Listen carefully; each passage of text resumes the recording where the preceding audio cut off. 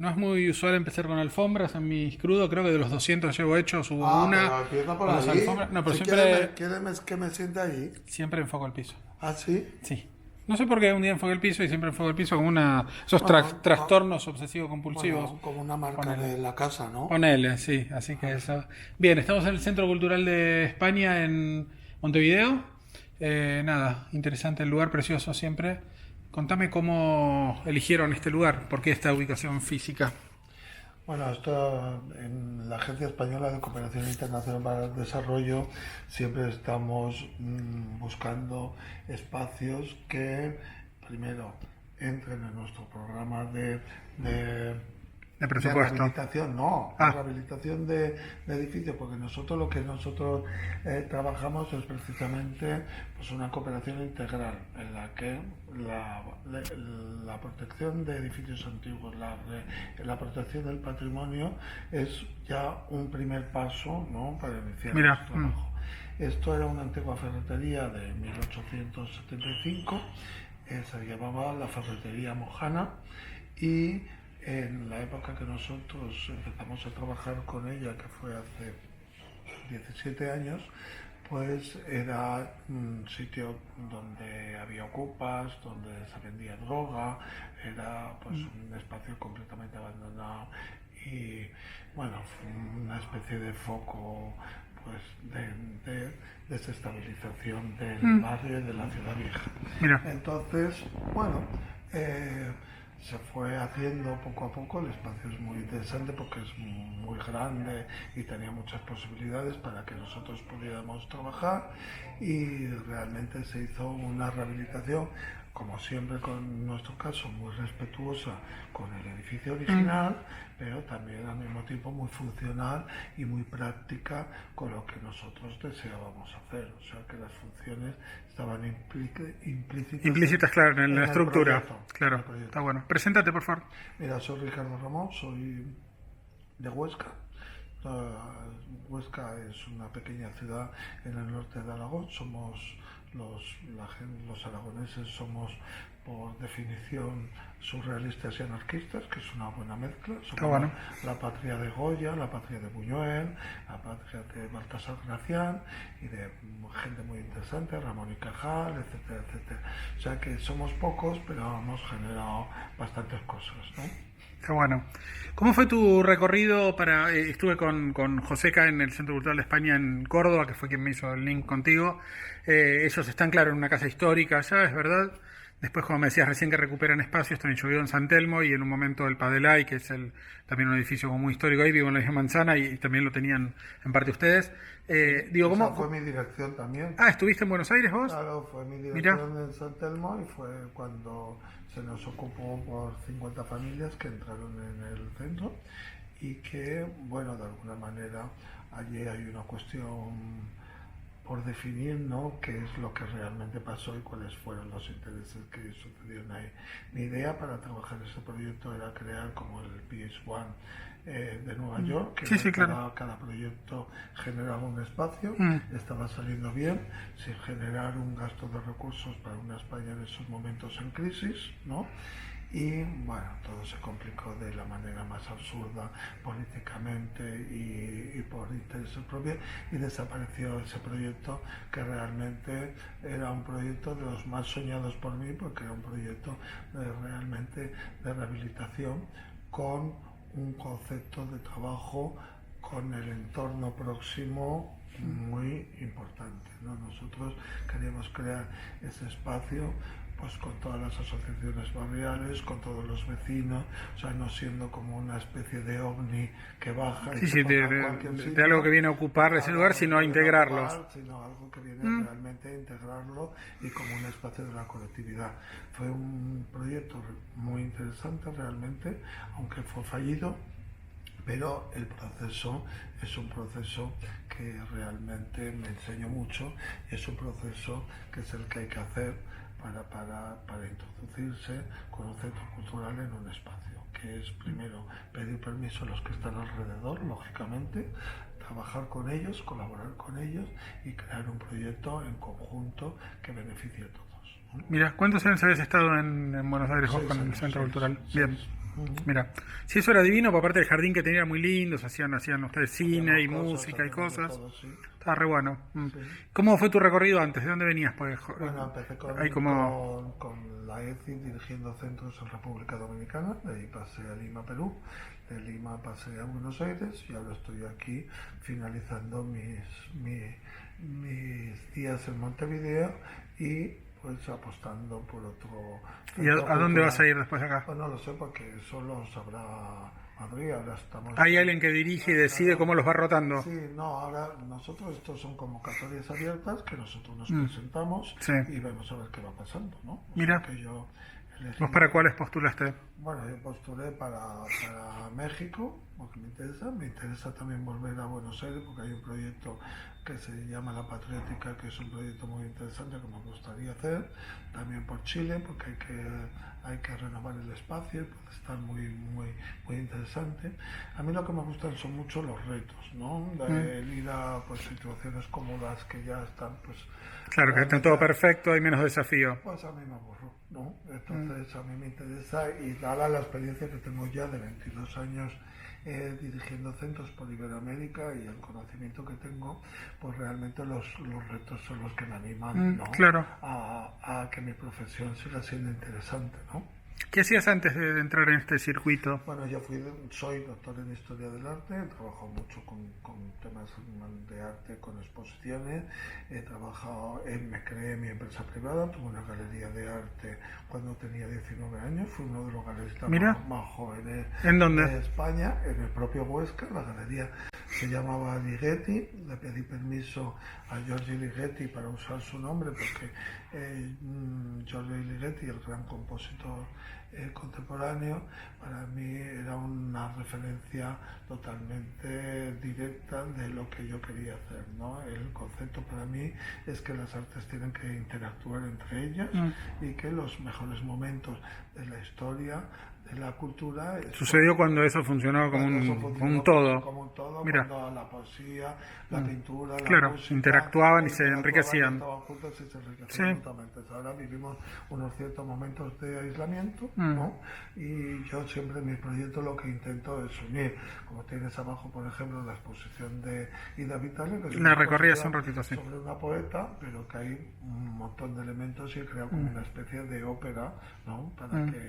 Para que realmente unas artes apoyen a las otras y entre todas se mezclan, se enriquezcan, se contaminen y creen proyectos nuevos, ¿no? ¿Cuánto duró tu galería? Pues mi galería duró 5 años, estuvo muy bien.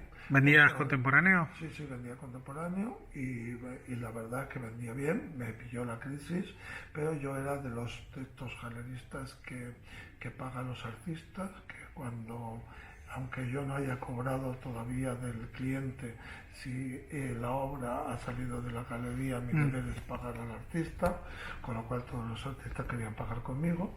Muchas veces esas cosas me llevaban a situaciones de ruina, pero bueno, era interesante porque realmente es lo que lo que se debe hacer, ¿no? O sea, mi labor como galerista era promocionar a los artistas. En el momento que la obra sale de la galería, el artista tiene que cobrar y yo como galerista tengo que eventualmente financiar lo que sea del resto y tener que cobrar del cliente, sí, claro. que a lo mejor muchas veces se hace el remolón, ¿no? Y después de eso, ¿cómo entraste a este sistema de...? Eso estuve trabajando para instituciones públicas españolas, estuve trabajando mucho para el Ayuntamiento de Zaragoza, estuve trabajando para el Gobierno aragonés, para la Junta de Andalucía. O sea, yo tengo como un bagaje institucional, de gestión en ayuntamientos, en tal. También estuve trabajando para empresas privadas, o sea que tengo como un bagaje como muy... esto. Yo empecé a trabajar muy joven mientras estaba estudiando, con lo cual soy como una especie de Marisol o de esos niños prodigios, ¿no? Que empezaron muy pronto con la profesión. Y realmente eso también te obliga constantemente a reinventarte, porque cuando tú tienes una profesión de largo recorrido, lo que te interesa realmente es ir cambiando para enriquecerte tú y enriquecer tu profesión. O sea que vivo ese proceso de continuo cambio y de continua reinvención, ¿no?, dentro de una línea de trabajo. ¿Cómo es la decisión? Para mí me pone un poco más para atrás porque me estoy cayendo. Está lleno como de purpurina estos sillones, pasan cosas acá, está bueno. Aquí vienen buena gente de todo... De todo tipo. De todo tipo y condición. Y hay gente Está muy bien. que viene Con purpurinas o con lo total que glitters. Con lo que quieran. Está muy bien. ¿Cómo alguien decide empezar a trabajar en este sistema en el que estás, que te van cambiando de países todo el tiempo, te tienes una vida como bastante nómade, culturas diferentes? ¿Cómo es eso de decidir pasarte 4 o 5 años de tu vida en un lugar, cambiar a otro, cambiar a otro, cambiar a otro? ¿No? Bueno, para mí, Que me parece está buenísimo, pero digo, ¿cómo es? para mí es realmente interesante. Tiene unos hándicaps que son tu vida personal, ¿no? Claro. Quién te sigue, quién te aguanta Claro. en este proceso, ¿no? Eso siempre es difícil. Es muy rico profesionalmente porque conoces diferentes países muy a fondo, porque Claro. es una labor... Sí, de gestión profunda, claro. Es relacionarte con todo el país. Sí, claro. Además, yo tengo una norma, por ejemplo, yo me inscribo siempre en la universidad de los países donde estoy, haciendo algún curso que nunca acabo, lógicamente, porque no tengo tiempo, pero sí que veo pues el mundo desde dentro, ¿no? Me Está interesa, bueno. pues que nadie me lo cuente, sino que yo Vivenciarlo. lo vea directamente. Y en esos procesos de inmersión en el país siempre sales como muy enriquecido, ¿no?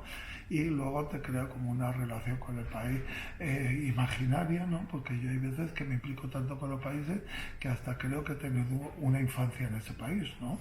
Te armás como una historia en cada lugar. Mira, está bueno. Mira, en mi infancia aquí en el Parque Rodó jugaba con unos niños, no sé qué tal y cual, ¿no? Lo charlas en terapia, sí. Sí, bueno. ¿Tenés un terapeuta fijo, tipo localizado siempre en un lugar, o vas rotando terapeutas? Yo soy mi propio terapeuta. No, ya sé, era una... Además, yo soy de familia de psiquiatras, imagínate. Ah, mira. Entonces nosotros somos de la pastilla, no somos del sofá. Claro, es más fácil. Entonces, Sí. La medicación y se resuelve todo, se resuelve total. todo, sí. Está muy bueno.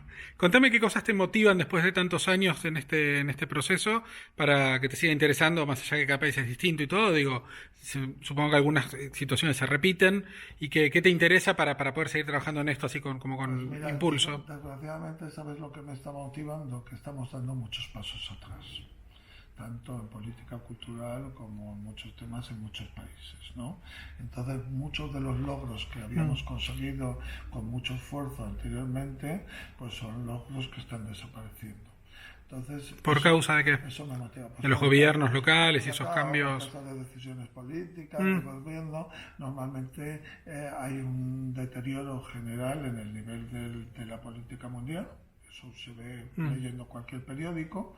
Eso genera también una serie de fallas que van en escala y se Sí, lo cultural es de lo primero que se resiente, claro. Lo cultural es lo primero que se resiente y nosotros de alguna manera en nuestros puestos tenemos que estar en la lucha para defender lo que se ha conseguido pues a todos los niveles, a nivel de libertad, a nivel de diversidad, a nivel de integración, a muchísimos niveles, ¿no? Y luego a nivel de riesgo y a nivel de vanguardia, ¿no?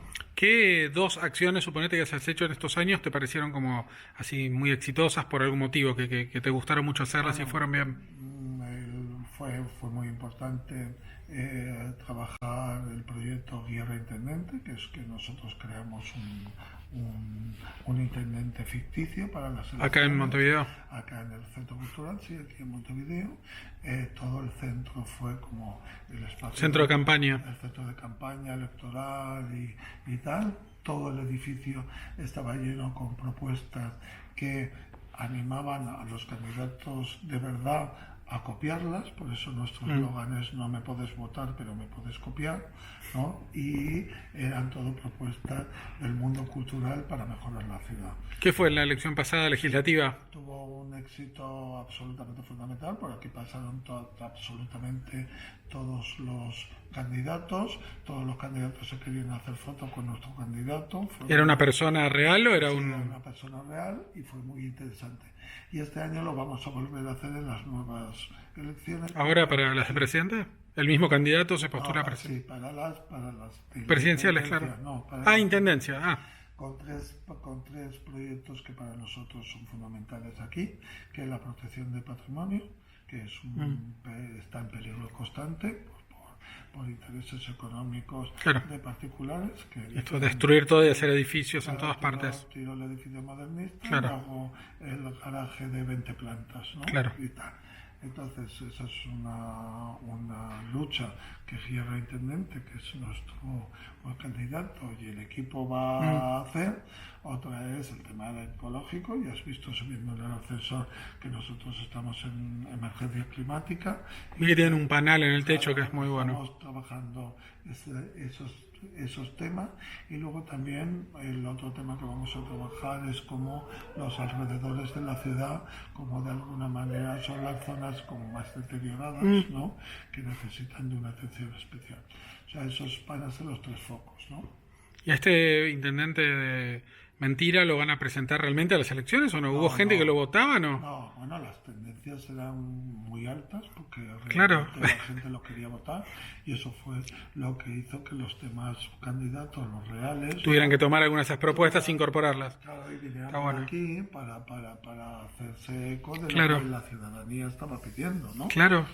Que eso es muy interesante. A mí me gusta mucho todo lo que es, por supuesto con mucho respeto, porque no es mi país, y todo esto lo hacen uruguayos, aunque la sede sea el Centro Cultural de España, pero a mí me interesa mucho la incidencia de la cultura en la política. Para mí es fundamental, ¿no? Y si la cultura incidiera más en la política y no al revés, Claro. pues los países serían mucho mejores, ¿no? Total. Está bueno. ¿Qué aprendiste de Uruguay que te parezca interesante más interesante de otros lugares en los que ya estuviste? ¿Cuál es como la marca de Uruguay? Bueno, la marca de Uruguay es las buenas maneras, ¿no? Es un país educadísimo, es un país que no se altera por nada, al contrario que otros, ¿no? Y es un país donde la convivencia es muy fácil, hay muchísimo respeto, y luego es un país que tiene una tradición democrática impresionante, ¿no? O sea, todos los candidatos antes de hablar piden disculpas por si algún comentario ofende al otro. O sea, a mí eso me parecen como unas prácticas muy maravillosas que vienen ya de la época vallista, ¿no? Y que realmente hacen de este país pues un ejemplo pues a nivel de logros, de democracia, y bueno. Por lo que me contás es como un espejo de Argentina, básicamente. Exactamente. Por todo, el respeto de la gente. Entonces somos países gemelos. Mira. Es alucinante, porque además mucha gente me dice, pero bueno, ¿cómo te vas a Uruguay después de Buenos Aires? ¿Cómo te vienes a Montevideo y tal y cual? ¿Qué es lo que ves? Que esto, pues yo lo que veo es que son dos países completamente diferentes. Total. Muy atractivos los dos, por supuesto, porque yo también te tengo que decir que en Argentina me cabrea muchas veces, me altera muchas veces, pero no me ha aburrido ni un segundo. No, es que es imposible, claro. El estrés es como siempre. Eso también te lo puedo garantizar. Tengo grandes amistades y es un país de un nivel cultural absolutamente brutal. O sea que las vivencias culturales que yo he vivido en Argentina son muy grandes.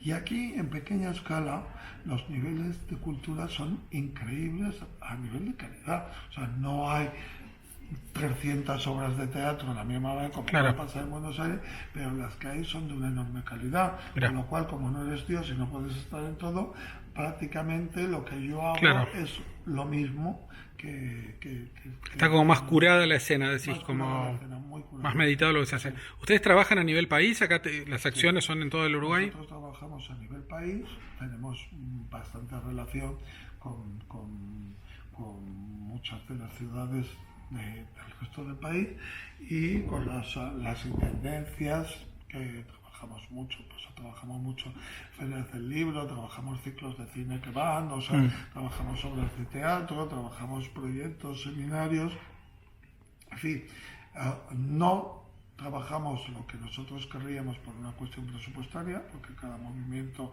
significa un gasto. Claro. Nos gustaría trabajar mucho más, pero sí que tenemos muy buenas conexiones y muy buenas relaciones, y además pues el resto del país sabe que aquí siempre tiene un socio cuando vienen. Generamos proyectos conjuntos o apoyamos lo que ellos están haciendo. Más allá de este candidato y eso que fue como más mediático, se me ocurre, y fue como un chiste interesante, ¿qué acción hiciste hasta ahora o hicieron en el interior del país que haya sido como efectiva y por qué te pareció lo más interesante de eso? Bueno, a mí lo que me pareció realmente interesante es bueno lo que estamos trabajando con la promoción de la lectura. Nosotros hemos creado una red de clubs de lectura en todo el país, en todo el país. Aquí es la sede central donde se reúnen, donde tal y cual, y donde se generan las sinergias entre los diferentes clubes de lectura, pero eso es algo que a mí me apasiona, y cuando tú ves a los clubes de lecturas trabajar, tú dices, hay futuro, realmente hay futuro para la cultura, hay futuro para el libro, porque con muy poco hacen mucho y realmente el entusiasmo que generan es muy contagioso, ¿no? O sea que para mí... ¿Cuáles son como algunas claves para que la gente que no está muy relacionada en lo cotidiano con el arte en sus distintas variables acceda y empiece a interesar, si tenga ganas de participar? ¿Qué aprendiste que es efectivo acá y en otros lugares, no? Bueno, yo creo que lo que siempre he hecho es que estos centros culturales, en vez de tener una puerta a la calle, son como una especie de plaza, ¿no? Donde pasa todo el mundo, puede estar. Yo ya te digo, este es el único espacio de la ciudad vieja donde los homeless no pueden hacer sus necesidades gratis, ¿no? Todos los demás no les dejan entrar o tienen que pagar. Tenés como baños públicos para que cualquiera que vive en la calle pueda usarlos. Los puede usar. Además, nosotros ya tenemos un pacto con ellos en el que ellos lo dejan exactamente igual como lo han encontrado, muchas veces incluso mejor, y realmente, porque para mí lo más horrible que pueda pasarle a una persona es que no tenga un espacio íntimo donde hacer sus necesidades. Claro. Eso me parece lo más inhumano. Claro, ya vivir en la calle es un delirio absoluto, si encima tenés que ir al baño en la misma calle es como el colmo de la degradación. Entonces, hay que tratar a las personas humanas como somos, que somos todos humanos, ¿no? Y establecer ese vínculo de relaciones entre todos. Por eso este centro va desde esos niveles, desde cuidar a esas partes, La gente que vive alrededor y tiene necesidades. alrededor y que tiene necesidades, hasta los niveles culturales más altos y Sí, o más abstractos, claro. más abstractos o más complicados o más vanguardistas o más, o sea, de lo popular a la élite, pero sin que la élite signifique exclusión, sino que signifique simplemente calidad e integración, ¿no? Y eso es lo que a mí me gusta. Yo cuando bajo por las escaleras, porque no uso el ascensor, porque estamos en una alerta climática, y me encuentro con la gente subiendo y bajando y viendo toda la diferencia de gente que entra y sale de este centro cultural y los diferentes usos que hacen de él, ¿no? Pues creo que realmente he acertado, ¿no? Porque es una mezcla maravillosa, la democracia total, donde todo el mundo tiene su sitio, ¿no? Estamos en el segundo piso, yo subí por el ascensor. ¿Cuántos pandas pensás que mate con esa situación? Pues yo creo que 3 o 4. 3 o 4, ahora voy a volver a bajar, así que van a ser otros 4 menos, pero igual quedan varios todavía. Hay algunas subidas más para hacer. Una locura, ¿no? Claro. Una locura porque además no nos damos cuenta de que, o sea, yo soy un convencido de que el grano de arena hace montaña y que nuestras actitudes personales son muy importantes para cambiar el mundo, ¿no? Y a mí esas cosas, pues, no es que me resuelvan el día a día y que me digan, sí, pero ayudan no, a, voy claro, a dormir tranquilo porque ya he hecho todo lo que tenía que hacer por la humanidad. subí y bajé No, 5 veces por la escalera, así que hay que los hacer- chicos en Camboya ya están bien gracias a mí. Claro. No, hay que hacer muchas más cosas por la humanidad, pero esos pequeños gestos, de alguna manera, pues sí que son importantes, ¿no? ¿Qué proyecto te queda por hacer acá antes de irte eventualmente que te parezca súper importante cerrar? Bueno, yo ahora estoy trabajando la curaduría de una exposición sobre Mario Lebrero. Para mí Mario Lebrero es uno de los grandes escritores en lengua española, en lengua hispana, que no se conoce todavía como se debe conocer. Para mí es el Bolaño del sur, y entonces estamos ideando una exposición que tenga como estadía vital de diferentes niveles de lectura para que todo el mundo pueda acceder a su mundo, ¿no? Y de alguna manera pues promocionar este escritor que para mí es absolutamente fundamental y definitivo. O sea que esa va a ser como una especie de mi despedida de aquí de Uruguay, y espero que sea una despedida satisfactoria y que tenga los logros de introducir al hebrero en mundos donde todavía no está. ¿Qué lugares postulaste, me dijiste? ¿Cuál preferís? Me dijiste DF y DF, Buenos Aires otra vez y Chile. DF, Buenos Aires y Chile, pero vamos a ¿Cuál ver. es tu favorito? ¿Cuáles son tus Porque cartas? a mí son los tres todos los tres siempre hay algo que hacer importante, y luego también hay otros que sí, o sea, nosotros estamos al servicio de lo que el Ministerio de Exteriores decida hacer de nosotros, Claro. y en cualquier puesto no te preocupes que se me ocurrirá algo para hacer que sea impactante, que llegue a la sociedad y que sea divertido y a la vez productivo, ¿no? Y si te pareció que Buenos Aires es intenso, DF es como Bueno, un sí, poco más intenso todavía. Sí, es intenso, Chile tiene también su intensidad. Te quiero decir que bueno, es Sí, así. cada lugar tiene su encanto. Cada uno ¿Cuánto tiene de su- autonomía tienen ustedes en cada lugar que van y cuánto decide la parte central del proyecto? Bueno, nosotros tenemos un plan director que es común a toda la Agencia Española de Cooperación. Con un lineamiento, qué Internacional, cosas, como uno... Es un lineamiento. Luego tenemos sobre el plan de centro. Cada uno tenemos, desarrolla un plan. De acuerdo al plan director, desarrollamos el plan de centro.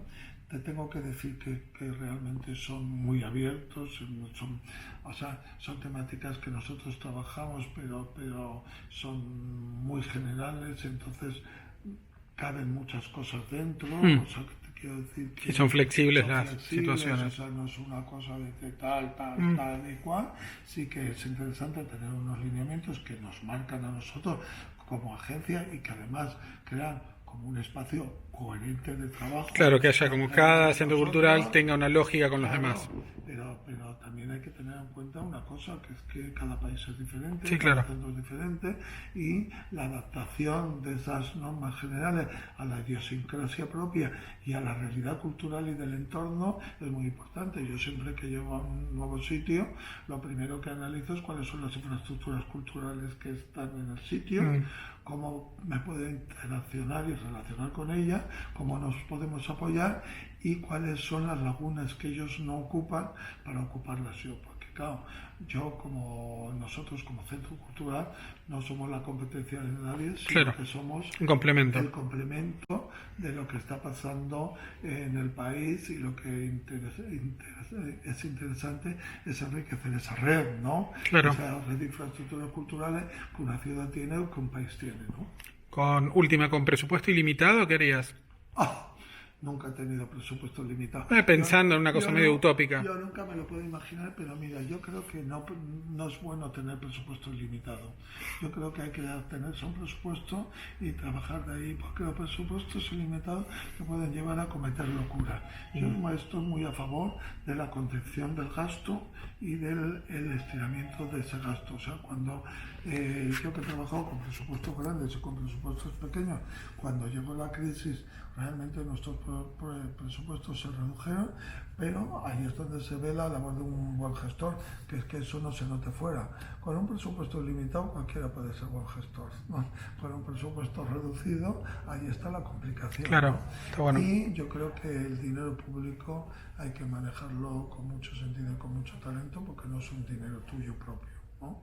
Si fuera un dinero mío propio haría otra cosa. Sí, una fundación, esas las locuras que quieras. Pero si es el dinero del contribuyente español, que es el que está pagando esto, pues hay que tener ¿Cuál es como muchísimo respeto, ¿no? el concepto rector del gobierno de España, del Estado español, para invertir varios millones de euros en América al año para que estos centros existan? ¿Para qué están creados? Bueno, pues esto es uno de los lineamientos de la cooperación internacional, o sea, de la cooperación española al desarrollo. Nosotros en estos países que se habla español no tiene sentido que tengamos unos Cervantes, ¿no? Que son los centros pues, que serían los equivalentes aquí al British, al Goethe o a la Alianza Francesa. La Alianza, claro. Y lo que nosotros tenemos son estos centros que son centros de cooperación con la cultura local y con la cultura También productores, americana. claro. Entonces somos productores, somos coproductores, a mí me interesa mucho más ser coproductor que productor y pues trabajar con la mayor cantidad de socios posibles, ¿no? Para generar proyectos más grandes, ¿no? Que además eso es lo que nos ha ayudado la crisis, ¿no? El abrirte más a interlocutores, claro, a otra gente. Y salir a ser creativo buscando, claro. Ser creativo, y entonces eso para mí ha sido muy interesante, ¿no? Tus últimas palabras. Bueno, mis últimas palabras es: viva la cultura nos salvará. Me gusta. Bien, desde este sillón con glitter no estuvo por ahí Dani Umpi o alguna cosa así antes. Pues sí, sí, ponele. Total. Total. Porque estamos en un proyecto también para el año que viene. Mira, bueno, pues así que tranquilamente puede ser el glitter Dani. La última pregunta es, que ya no es pregunta, si la tortilla española que venden acá es auténtica tortilla española y es muy buena, o está sudamericanizada. Se acerca, pero no llega. No llega, bien, bueno. Entonces iremos por el chivito ese mítico, a ver si está abierto. Muchas gracias, Crudo Alfombrado, en este momento. Gracias.